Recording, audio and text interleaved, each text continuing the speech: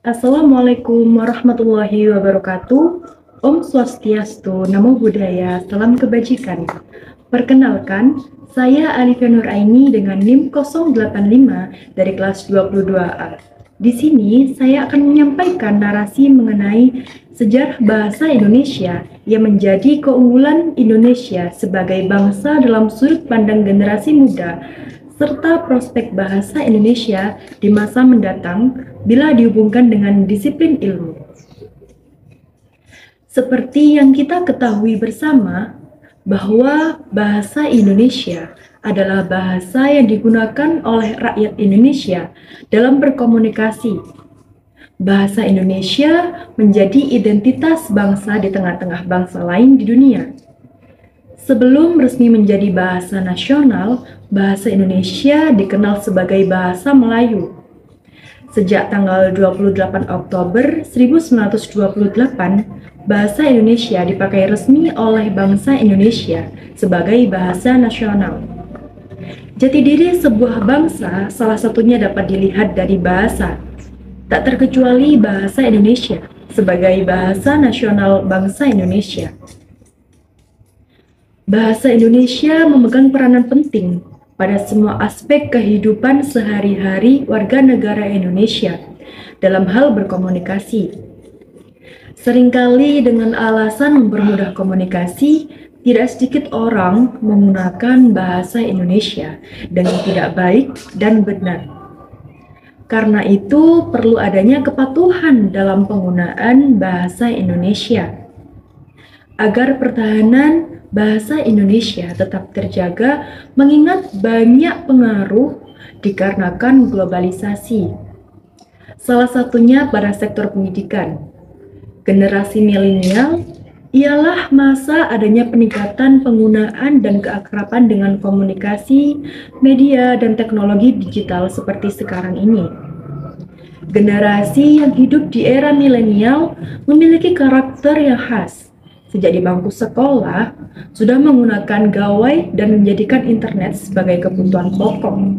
Selalu terhubung dengan internet supaya dapat mengakses hal-hal baru atau sekedar bersosialisasi dalam media sosial.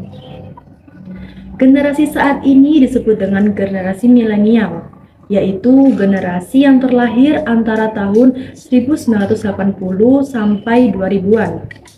Bahasa Indonesia dan generasi milenial. Bahasa adalah suatu media yang digunakan untuk menyampaikan dan memahami gagasan, pikiran, dan pendapat. Bentuk bahasa berhubungan dengan keadaannya dalam mendukung peranan sebagai sarana komunikasi untuk berbagai kepentingan komunikasi pemakai bahasa dan hubungannya dengan aspek nilai dan aspek makna adalah perannya yang terkandung dalam bentuk bahasa yang fungsinya sebagai alat komunikasi. Ketiga unsur tersebut secara keseluruhan dimiliki oleh semua bahasa di dunia. Bahasa menunjukkan bangsa. Itulah kata bijak yang sejak lama tertanam dalam benak kita. Bahasa kita adalah bahasa Indonesia. Bahasa yang bukan hanya menjadi kebanggaan dan identitas, tetapi juga alat persatuan yang berjasa dalam sejarah Indonesia. Seperti yang terdapat pada isi Sumpah Pemuda yang ketiga, yaitu kami, putra-putri Indonesia, menjunjung bahasa persatuan bahasa Indonesia. Sebagai generasi muda Indonesia, sudah sewajibnya kita harus mempertahankan bahasa Indonesia sebagai bahasa persatuan negara Indonesia.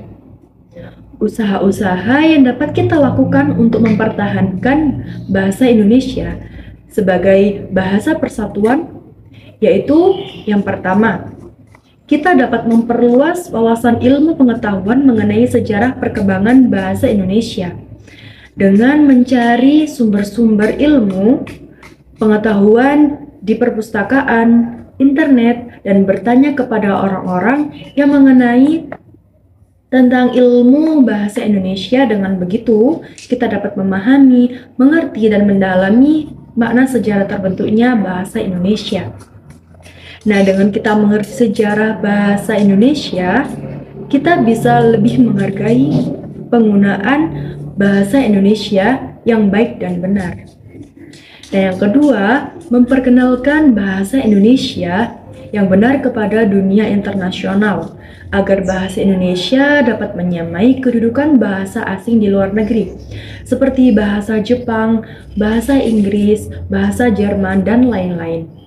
Nah, cara yang dapat dilakukan untuk memperkenalkan bahasa Indonesia ke dunia internasional yaitu dengan mengikuti acara-acara internasional tentang pameran budaya dan bahasa Indonesia, menulis berbagai macam informasi dengan menggunakan bahasa baku dan aturan penulisan di dalam ilmu bahasa Indonesia.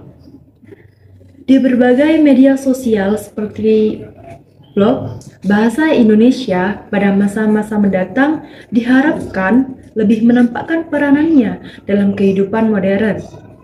Sebab bahasa Indonesia tidak hanya sekedar sebagai alat komunikasi dalam masyarakat yang memiliki latar belakang bahasa dan budaya yang beraneka ragam, tetapi juga merupakan bentuk sikap budaya bangsa Indonesia. Bahasa Indonesia sangat bisa dipelajari dan diajarkan secara menyenangkan. Dengan begitu, peluang untuk menjadikan bahasa Indonesia sebagai disiplin ilmu yang dibutuhkan oleh ilmu lainnya akan semakin menguat. Disinilah peluang profesi berlatar belakang bahasa Indonesia menjadi diperlukan. Sungguh, bahasa Indonesia tak cukup hanya dicintai atau dibanggakan, tetapi dipelajari dan diimplementasikan manfaatnya bagi semua sisi kehidupan manusia di Indonesia. Sejarah telah membuktikan bahwa bahasa Indonesia adalah satu-satunya bahasa yang mampu menyatukan daerah-daerah yang terpisah di belahan Nusantara, hingga mampu mewujudkan satu kata, merdeka. Ketika kita sudah memilih bahasa Indonesia, maka teguhlah dan bergeraklah. Demikian kiranya yang bisa saya sampaikan. Kurang lebihnya saya mohon maaf jika ada salah kata yang terucap, dan atas perhatiannya saya ucapkan terima kasih yang sebesar-besarnya. Akhir kata, wassalamualaikum warahmatullahi wabarakatuh.